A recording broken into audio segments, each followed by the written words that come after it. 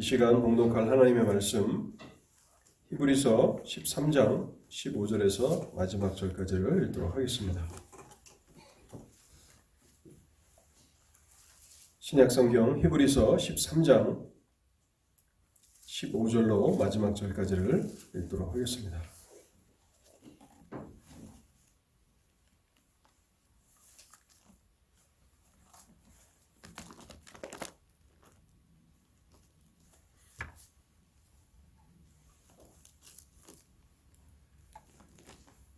그러므로 우리는 예수로 말미암아 항상 찬송의 제사를 하나님께 드리자.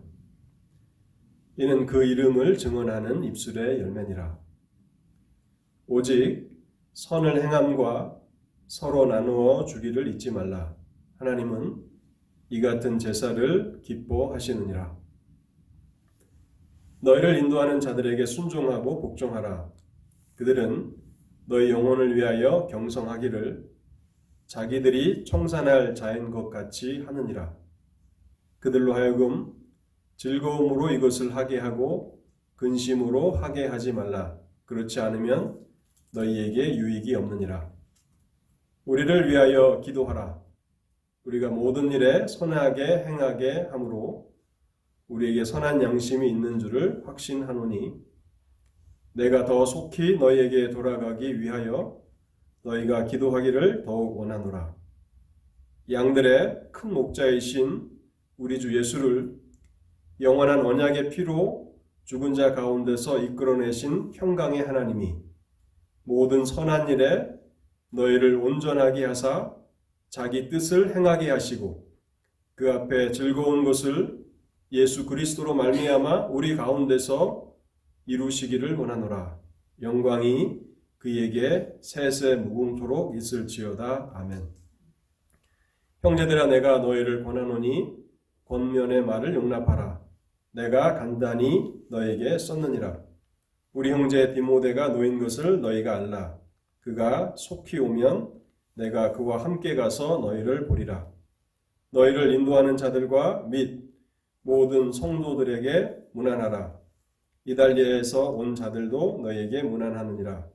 은혜가 너희 모든 사람에게 있을지어다. 아멘. 이 말씀의 은혜를 구하며 잠시 기도하도록 하겠습니다. 은혜로우신 하나님, 오늘도 저희들을 하나님 교회로 인도해 주셔서 말씀 앞에 서게 하시니 감사합니다. 저희들이 말씀을 펼치고 읽었사오니 주께서 이 말씀을 깨닫게 하시옵소서. 우리가 말씀을 깨닫기에는 참으로 우둔한 것을 고백합니다.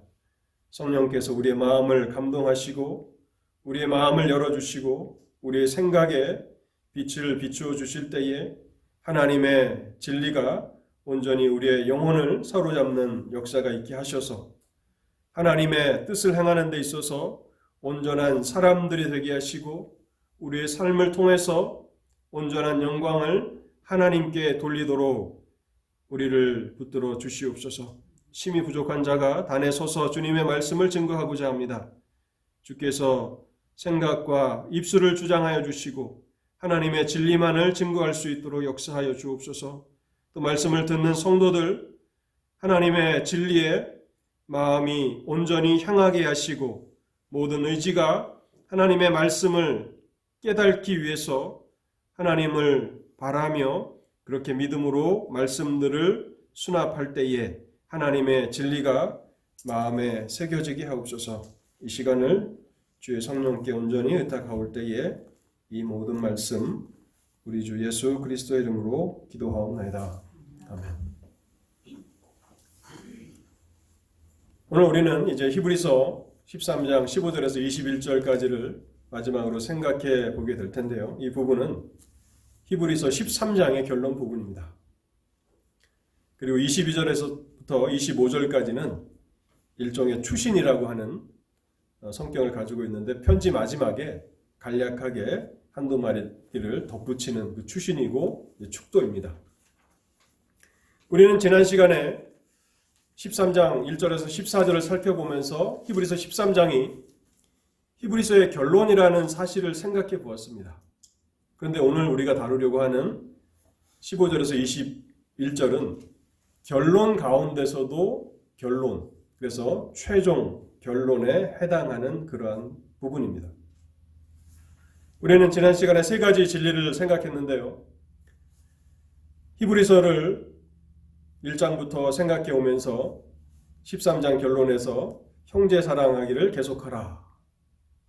또 하나님의 약속과 섭리를 의지하며 자족하기를 배우라.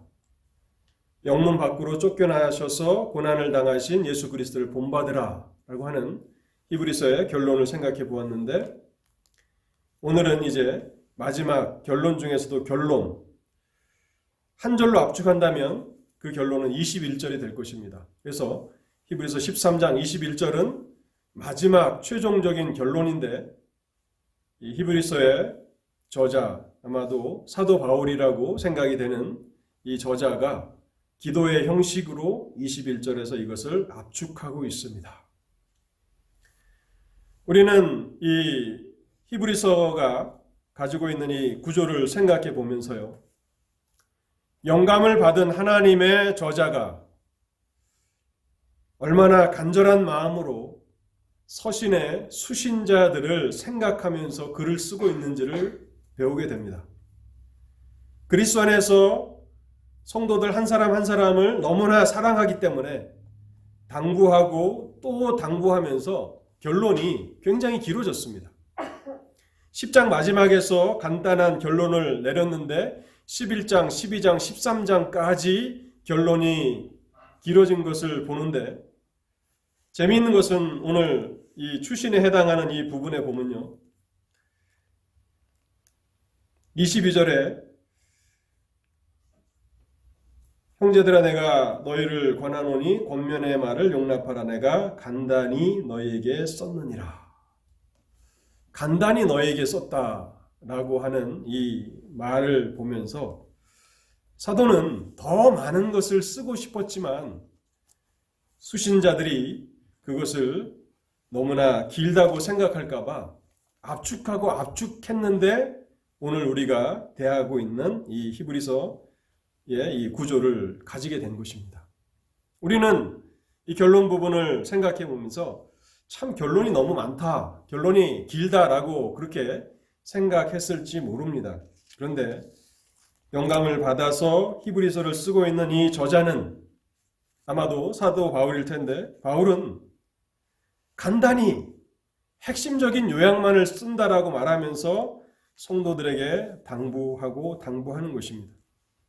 사랑하는 자녀들이 먼 길을 떠나서 이제 독립해서 나아갈 때에 부모들이 그 사랑하는 자녀를 떠나보내면서 당부의 말을 하지 않습니까?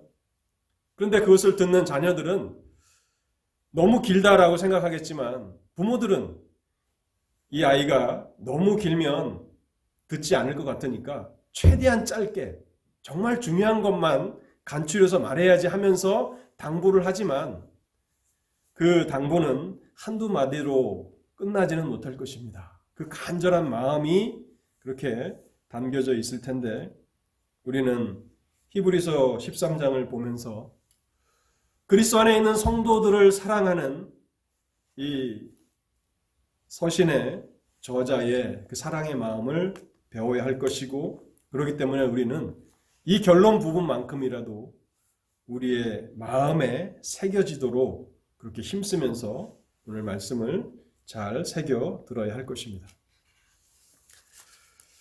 크게 세 가지를 오늘 말씀을 증거하도록 하겠습니다. 첫 번째는요, 히브리서 최종 결론에서 첫 번째는 하나님께서 기뻐하시는 제사를 드리라는 결론입니다. 하나님께서 기뻐하시는 제사를 드리라. 본문 15절과 16절이 이 부분을 말씀하고 있는데요. 먼저 15절 말씀을 읽어보겠습니다. 그러므로 우리는 예수로 말미암아 항상 찬송의 제사를 하나님께 드리자. 그는 그 이름을 증언하는 입술의 열매니라. 항상 찬송의 제사를 하나님께 드리자 하는 것입니다. 그리스도로 말미암아 항상 찬송의 제사를 하나님께 드리자.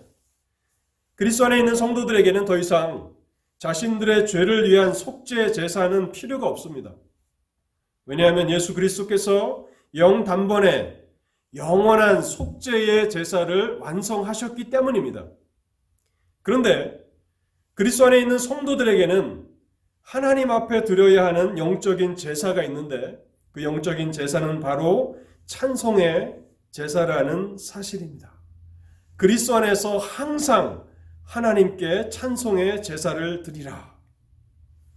우리가 하나님 앞에 이 찬송의 제사를 드려야 하는 이유는 너무나도 많고 너무나도 분명하고 충분합니다.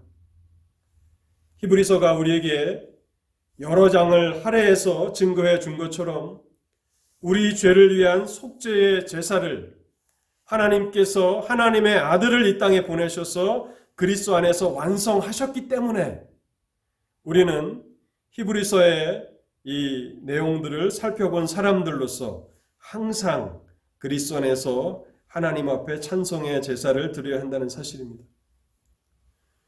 죄가 이 땅에 가져온 불행은 인류를 하나님의 임재 앞에서 살아가는 그 특권을 박탈해 버린 것입니다. 사람이 하나님의 형상으로 지음을 받았지만 더 이상 하나님의 임재 안에서 살아가지 못하도록 죄는 그 특권을 박탈해 갔습니다. 근데 하나님의 은혜는 얼마나 놀라운 것인지 그리스도 안에서 그 은혜가 나타나서 다시 우리를 하나님의 임재 앞으로 나아갈 수 있도록 만들어 주셨습니다. 히브리서 10장 19절과 20절을 제가 읽어보겠습니다. 그러므로 형제들아 우리가 예수의 피를 힘입어 성수에 들어갈 담력을 얻었나니 그 길은 우리를 위하여 휘장 가운데 열어놓으신 새로운 살 길이요 휘장은 곧 그의 육체니라. 우리가 마음의 뿌림을 받아 악한 양심에서부터 벗어나고 몸은 맑은 물로 씻음을 받았으니 참 마음과 온전한 믿음으로 하나님께 나아가자. 그 이유들을, 그 근거들을 일일이 든다면 그것은 너무 긴 설교가 될 것입니다. 우리는 히브리서의 내용들을 생각하면서 이제 이 결론 부분에 와서 저자가 우리에게 권면하는 이 중요한 권면을 잘 마음에 새겨야 합니다. 예수 그리스도의 속죄 사역과 그분의 대제사장의 탁월한 사역을 아는 사람들이라면 이제 그리스도 안에서 항상 찬송의 제사를 하나님께 드려야 한다는 사실입니다. 또한 하나님께 드려야 하는 그 제사는요, 찬송의 열매뿐만 아니라 16절에 이렇게 덧붙이고 있습니다. 오직 선을 행함과 서로 나누어 주기를 잊지 말라. 하나님은 이 같은 제사를 기뻐하시느니라. 선을 행하고 나누어 주기를 잊지 말라고 당부하면서 이것은 하나님께서 기뻐하시는 제사라고 말씀하고 있습니다. 여러분, 이와 같은 일을 우리에게 명령하고 권면하고 당부하는 그 근거는 너무나 분명한 것입니다. 하나님께서 우리에게 얼마나 많은 선을 행해 주셨습니까? 하나님이 우리의 삶에 베푸신 그 선은 얼마나 풍성합니까? 또 하나님께서 얼마나 끊임없이 자비와 긍휼을 우리의 삶에 베풀어 주셨습니까?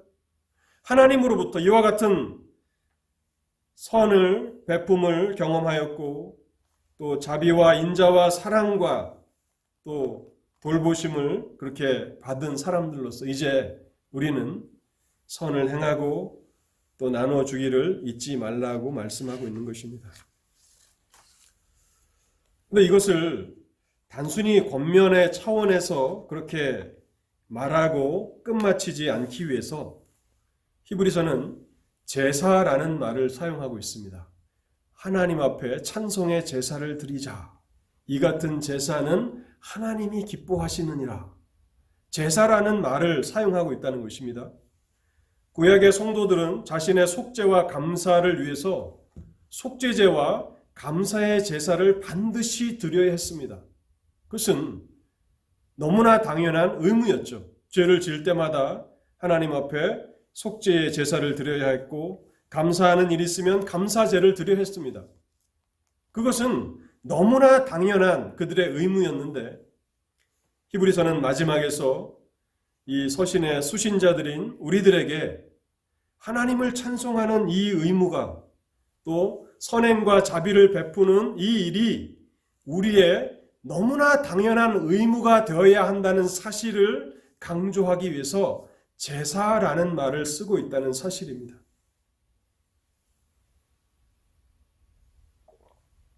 그거와 함께 이 일을 항상 우리의 삶 가운데 의무와 같이 실행하라고 촉구하는 더 강력한 동기는 16절 하반절입니다. 하나님은 이 같은 제사를 기뻐하시느니라. 하나님이 기뻐하신다는 것입니다.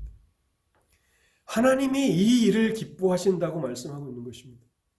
여러분, 이것보다 더 큰 동기가 어디 있겠습니까? 하나님이 이것을 기뻐하십니다. 하나님이 기뻐하시는 것이다. 그리스도 안에서 하나님을 찬송하는 것을 하나님이 기뻐하시고 또한 다른 사람들을 향해서 선을 행하고 자비를 베푸는 이 일을 하나님이 기뻐하신다고 말씀하고 있는 것입니다. 마태복음 12장 7절에 보면요. 나는 자비를 원하고 제사를 원치 아니하노라. 이것은 비교 구문입니다. 이것보다 저것을 더 좋아한다는 것이지 이 말씀을 제사는 폐지해야 된다 그런 말씀으로 해석하면 안 됩니다. 나는 자비를 더 원한다는 것입니다.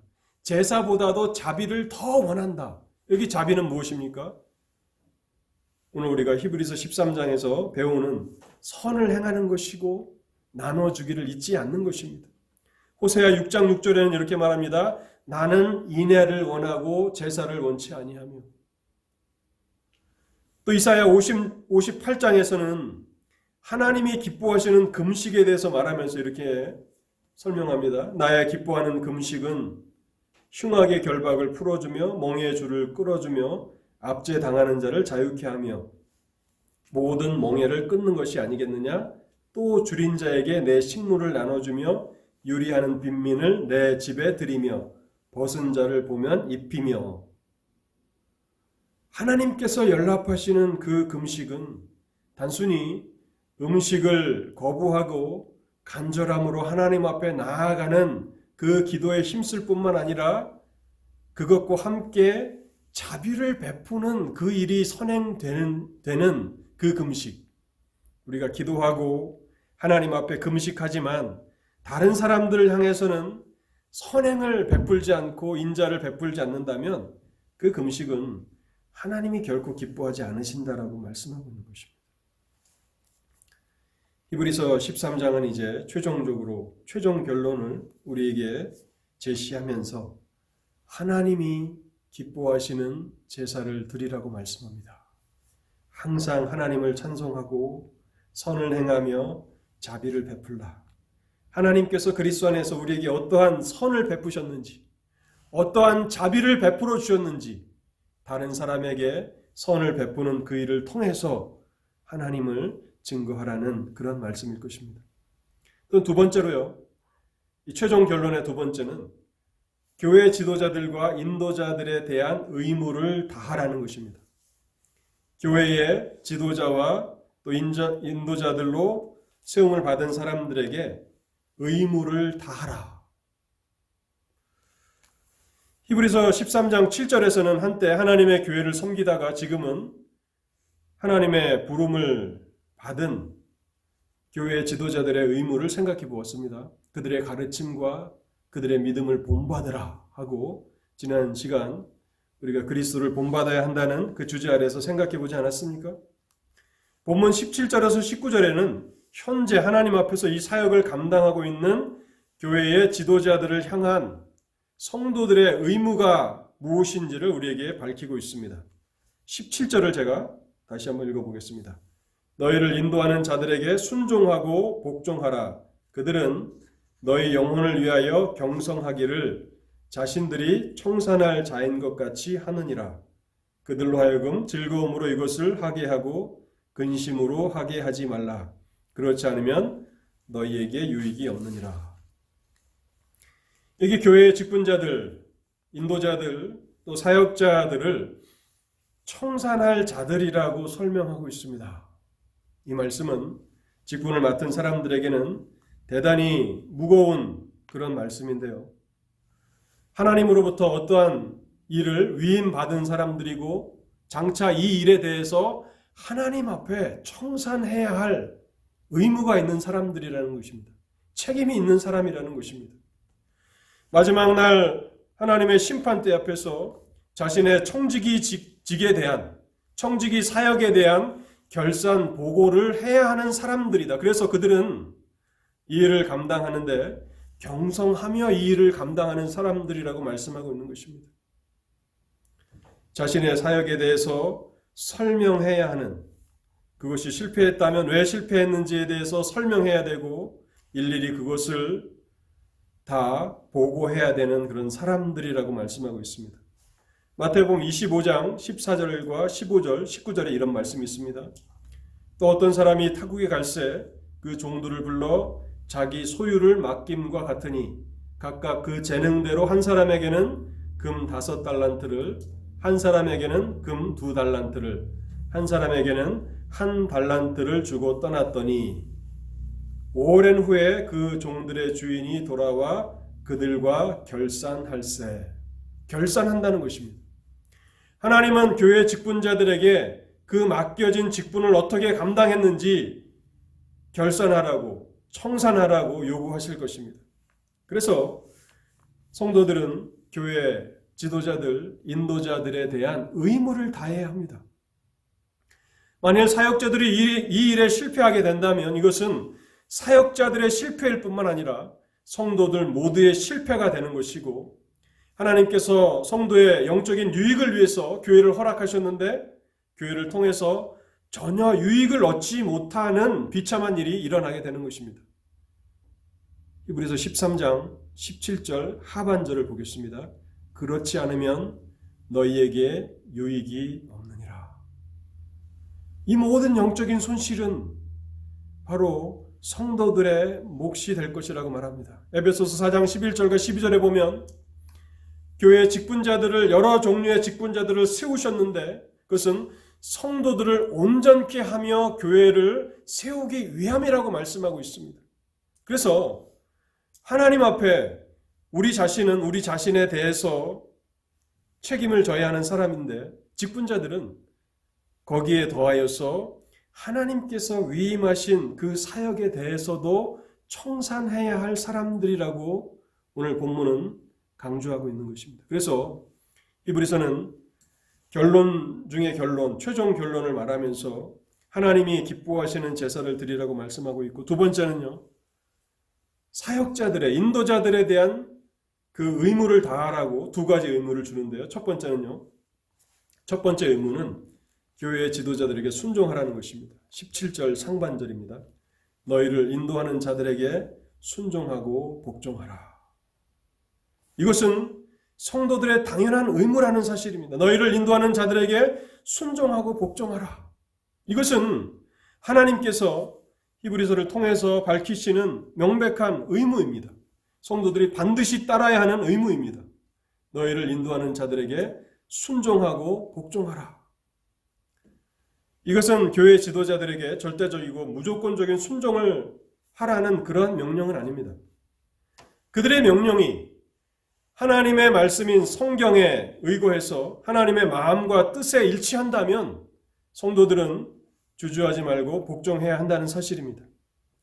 만일 사역자들이, 인도자들이 하나님의 말씀을 벗어난 것을 요구한다면 그러한 요구는 무시해도 좋을 것입니다. 그러나 교회 지도자들이, 또 교회의 사역자들이 하나님의 말씀에 근거해서 어떠한 일을 명령한다면 그것은 반드시 순종해야 한다고 말씀하고 있는 것입니다. 이러한 의무를 감당하기 위해서 성도들에게는 말씀을 분별할 수 있는 영적 분별력이 필요합니다. 지금 강단에서 선포되는 저 말씀이, 또 교회 인도자들이, 지도자들이 우리에게 명령하는 그 명령이 하나님의 말씀에 근거한 것인가 그렇지 않은가를 분별할 수 있는 영적 분별력이 있어야 하는 것입니다. 그리고 그 영적 분별력은 하나님의 말씀을 아는 지식에서 나오는 것입니다. 그래서 영적인 분별력을 가지고 그렇게 교회의 지도자들에게 순종하라고 말하고 있는 것입니다.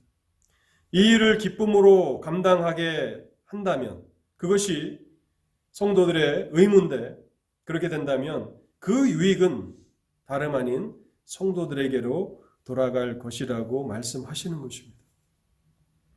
두 번째, 성도들이 사역자들에게 감당해야 되는 두 번째 의무는 그들을 위해서 기도하는 것입니다. 18절과 19절입니다. 우리를 위하여 기도하라. 우리가 모든 일에 선하게 행하게 하므로 우리에게 선한 양심이 있는 줄을 확신하노니 내가 더 속히 너희에게 돌아가기 위하여 너희가 기도하기를 더욱 원하노라.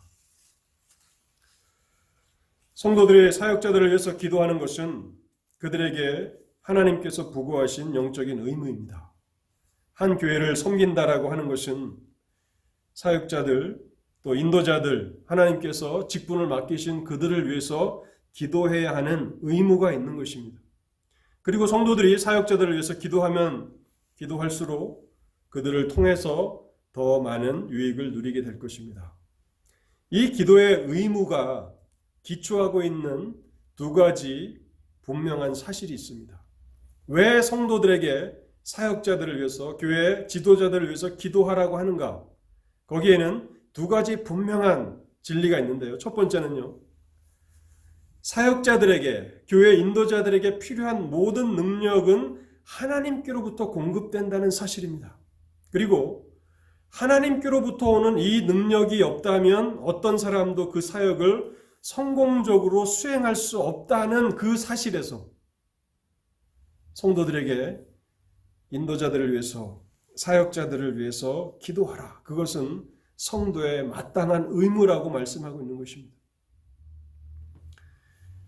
고린도전서 2장 3절과 5절에 보면 이런 말씀이 있습니다. 내가 너희 가운데 거할 때에 약하며 두려워하며 심히 떨었노라.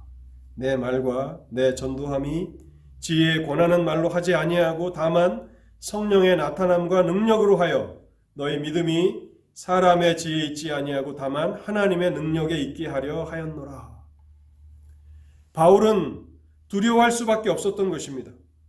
하나님께서 공급하시는 능력이 없다면 자신의 사역은 실패할 수밖에 없기 때문에 하나님께서는 본성적으로 선천적으로 능력이 있는 자들을 부르셔서 이 일을 맡기시는 것이 아니라 맡긴 자들에게 능력을 주시는데 그리고 그 능력이 있어야만 그 사역을 성공적으로 수행할 수 있기 때문에 사역자들을 위해서 성도들은 기도해야 하는 의무가 있음을 일깨워 주고 있는 것입니다. 그럼 구약에도 보면 하나님께서 이스라엘의 역사가 어두운 그런 암흑의 시대와 같은 때를 맞이할 때에도 그 선지자의 명맥이 끊어지지 않도록 하셨는데 아마 이스라엘 역사의 가장 어두운 시대는 엘리야와 엘리사 시대였을 것입니다. 그때에 엘리야는 능력 있는 그 사역을 감당했죠. 그런데 그 사역의 성공 여부를 우리가 판단한다면 그것이 성공이었는지 실패였는지 참 분간하기가 어렵습니다. 여전히 이스라엘은 우상 숭배의 죄에서 돌이키지 않았고 또 이스라엘의 지도자였던 아합은 범죄한 그 길에서 돌이키지 못했습니다. 이제 그 사역을 엘리사에게 이제 위임하면서 엘리야는 하늘로 승천하게 되는데 승천하기 전에 엘리사가 엘리야에게 이렇게 말합니다. 엘리야가 엘리사에게 이르되 나를 내게서 데려감을 당하기 전에 내가 내게 어떻게 할지를 구하라. 엘리사가 이르되 당신의 성령이 하시는 역사가 갑절이나 내게 있게 하소서. 엘리야에게 임했던 하나님의 그 능력의 갑절이 자신에게 있지 않으면 자신은 이 어두운 영적으로 타락한 이 시대에서 선지자의 사명을 감당할 수 없겠다라고 하는 그런 절박한 마음에서 이제 하늘로 승천하게 될 엘리야에게 그 능력의 2배를 나에게 주기를 원한다라고 그렇게 간구하는 것을 보게 됩니다. 오늘날 하나님의 교회가 그 능력을 소유받고 그래서 그 사역을 잘 감당해 나가야 하는데 그 능력이 바로 하나님께로부터 온다라고 하는 사실을 히브리서는 우리에게 지적해주고 있는 것입니다. 그리고 이제 두 번째, 이 기도의 의무가 근거하고 있는 두 번째 본명한 사실은요, 성도들의 이 기도는 이 축복들이 사역자들에게 임하는 하나님께서 정하신 합법적인 수단이라는 사실입니다. 이 능력이 어떻게 사역자들에게 임하는가? 성도들의 기도를 통해서 그 축복이 하나님의 사역자들에게 임하도록 하나님께서 정하셨다는 사실입니다. 여러분, 이것은 모든 성도들에게 주시는 엄청난 책임이지 않습니까?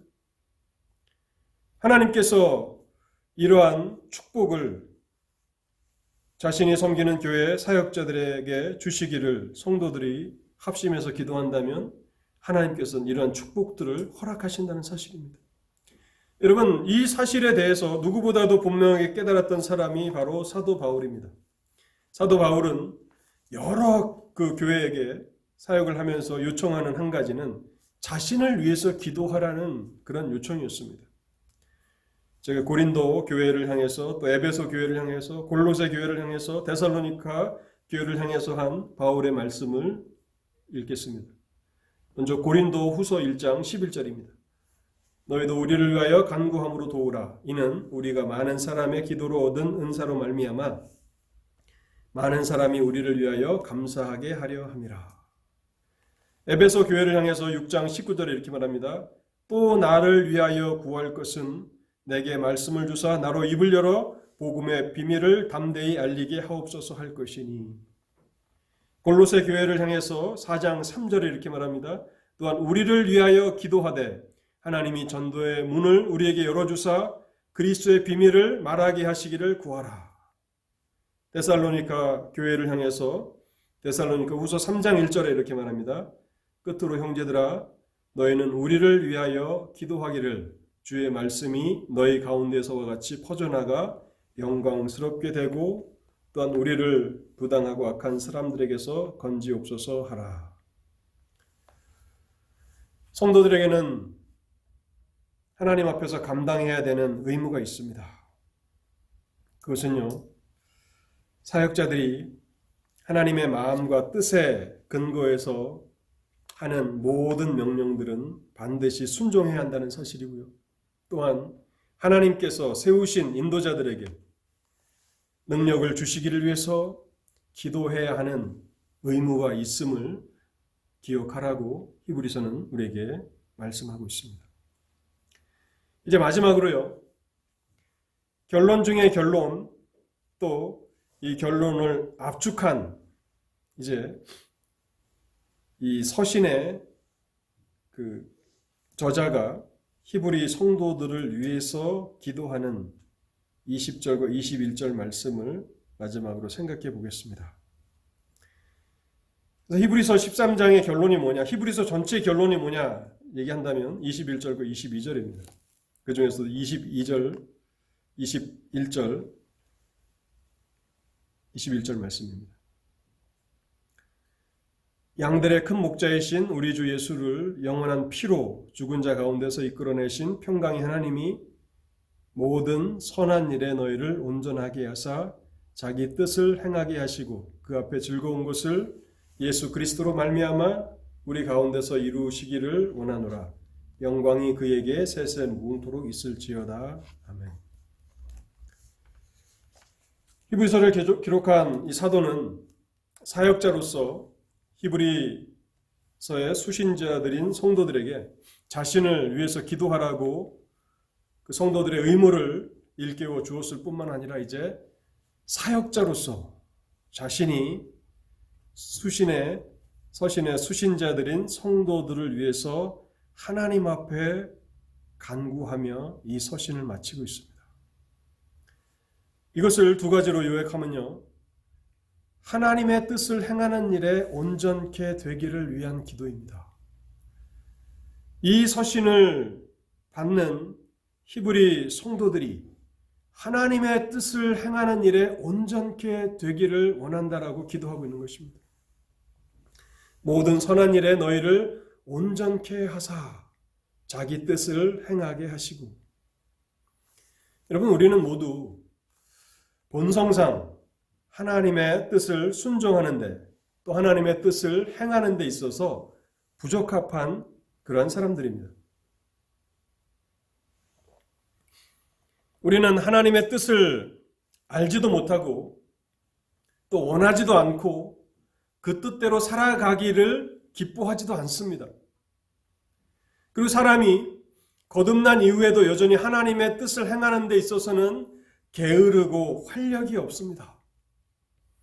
우리가 세상의 어떤 일들을 위해서 우리의 활력이, 우리의 에너지가 막 솟아서 그 일들을 이렇게 행하는 그런 일들이 있지만 우리는 본성상 하나님의 뜻을 원하지도 않고 사랑하지도 않고 좋아하지도 않습니다.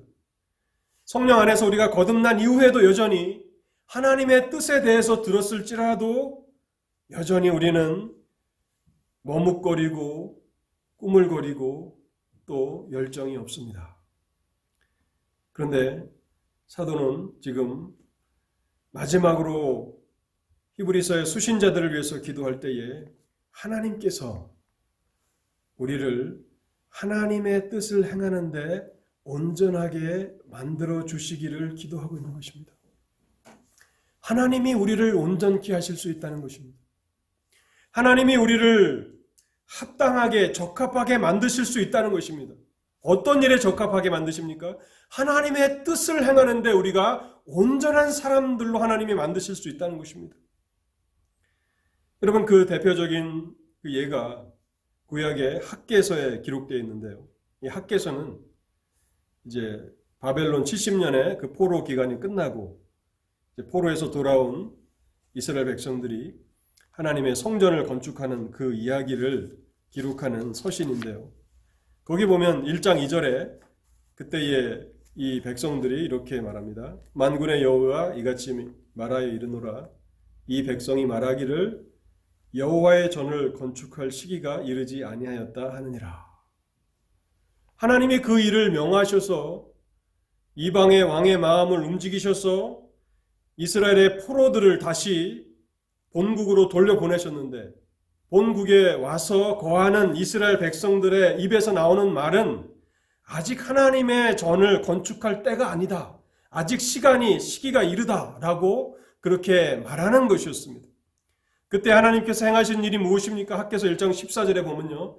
여호와께서 스알디엘의 아들 유다 총독 수룹바벨의 마음과 여호사닥의 아들 대제사장 여호수아의 마음과 남은 모든 백성의 마음을 감동시키심에 그들이 와서 만군의 여호와 그들의 하나님 전 공사를 하였으니, 하나님이 그렇게 아직 하나님의 전을 건축할 때가 되지 않았다고 말하는 사람들의 마음을 감동시키시니까 그들이 비로소 하나님의 전을 건축하고자 하는 열심으로 불타올라서 하나님의 전 공사를 시작하게 됐다는 것입니다. 하나님께서는 성경을 통해서 하나님의 뜻을 우리에게 계시해 주셨습니다.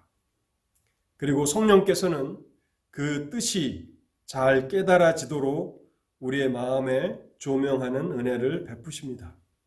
그래서 우리의 생각과 마음과 의지가 하나님의 뜻을 즐거워하며 모든 하나님의 뜻을 행하는데 자발적으로 참여하게 됩니다. 그럼 우리가 지난 몇 주간 동안에 시편 119편을 읽어보지 않았습니까? 시편 119편은 바로 우리가 생각하는 이 진리를 아주 잘 증거해주는 그런 성경 본문인데요.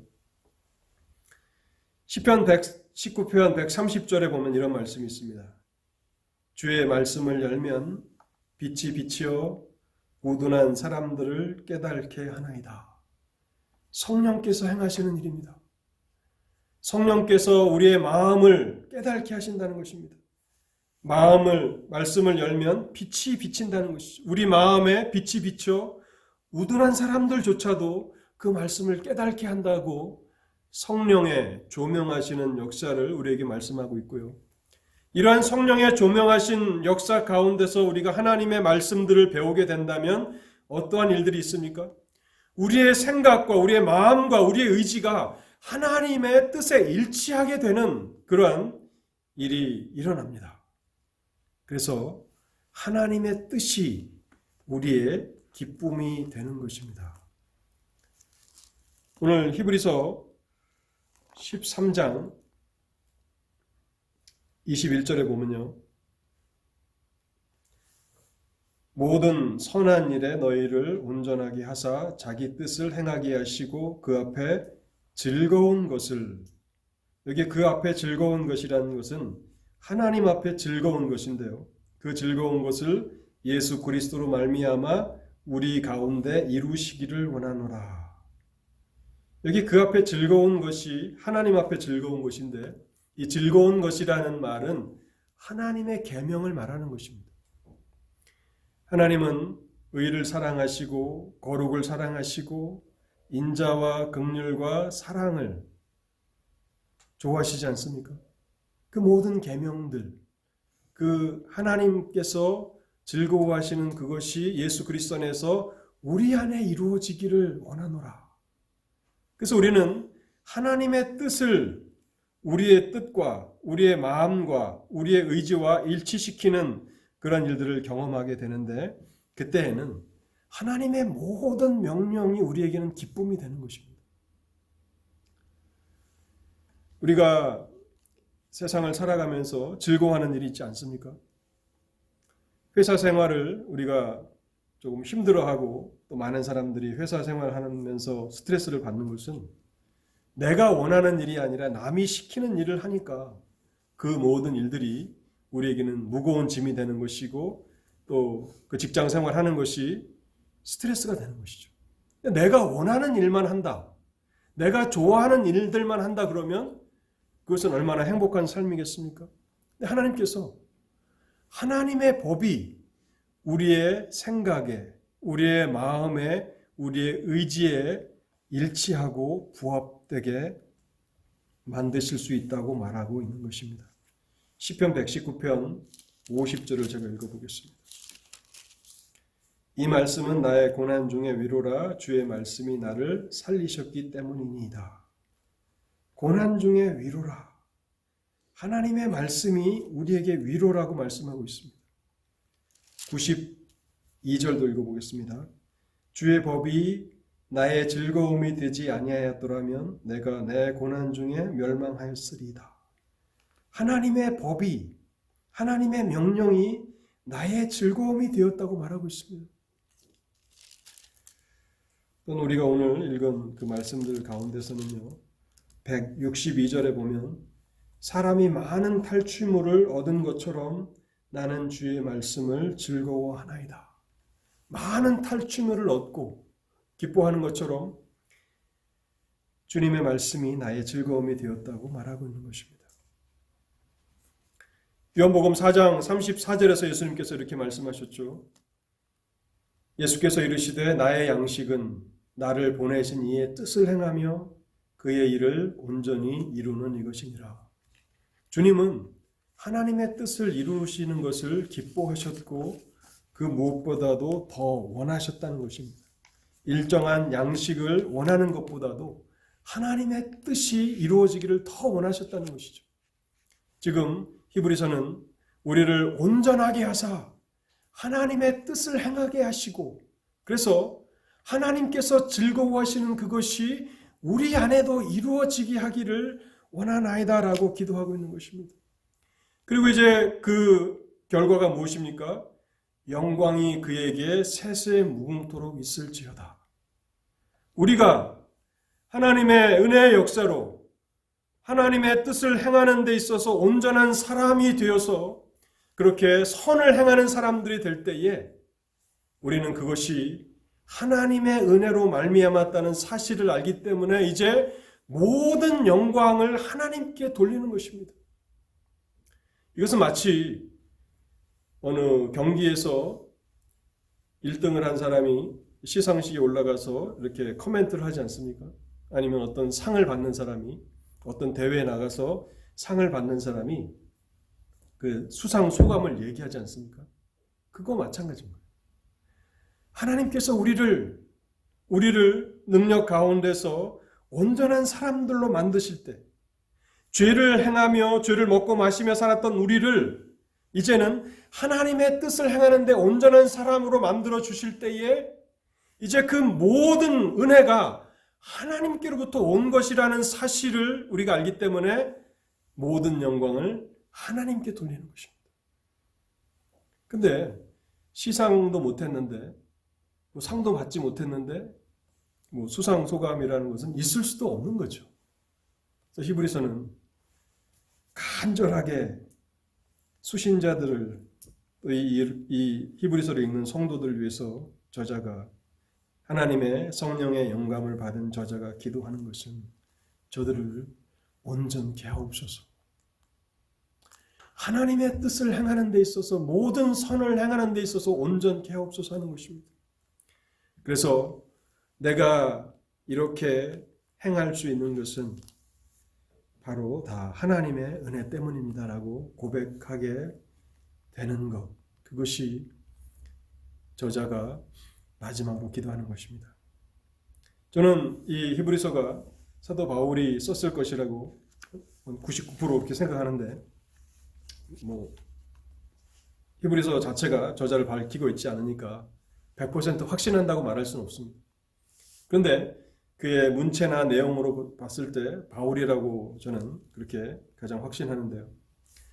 고린도전서 15장 10절에 바울이 이렇게 말합니다. 그러나 나의 나된 것은 하나님의 은혜로 된 것이니 내게 주신 그의 은혜가 헛되지 아니하여 내가 모든 사람보다 더 많이 수고하였으나 내가 아니요 오직 나와 함께 하신 하나님의 은혜로라.